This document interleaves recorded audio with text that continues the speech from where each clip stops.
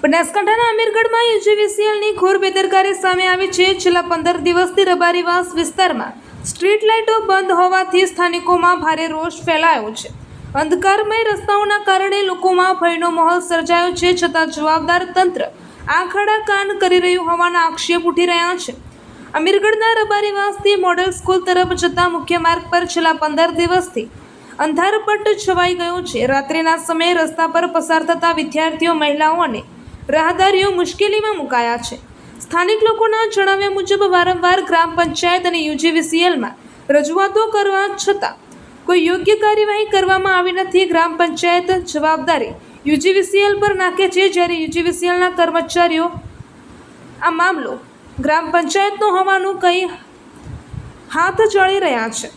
પરિણામે સ્થાનિકો ભારે મૂંઝવણમાં મુકાયા છે। લોકોમાં આક્રોશ છે કે અમીરગઢ પથકમાં લાંબા સમયથી યુજીવીસીએલના કેટલાક કર્મચારીઓ પોતાની મનમાની વલણ અપનાવી રહ્યા છે।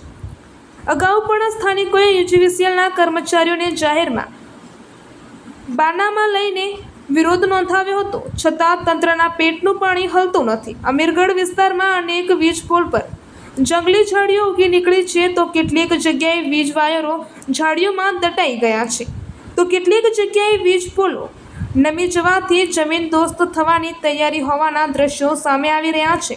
ગંભીર અકસ્માતનો ભય હોવા છતાં તંત્ર નિદ્રામાં હોવાનું લોકમુખે ચર્ચાનો વિષય બન્યો છે।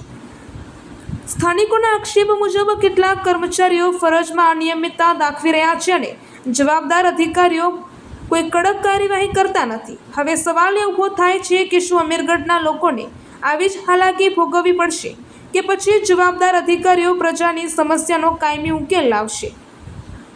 Bureau report, R G news network, Banaskantha. Rajasthan અને ગુજરાતના સૌથી ઝડપી સમાચાર જોવા માટે અમારી ચેનલને ફોલો કરો।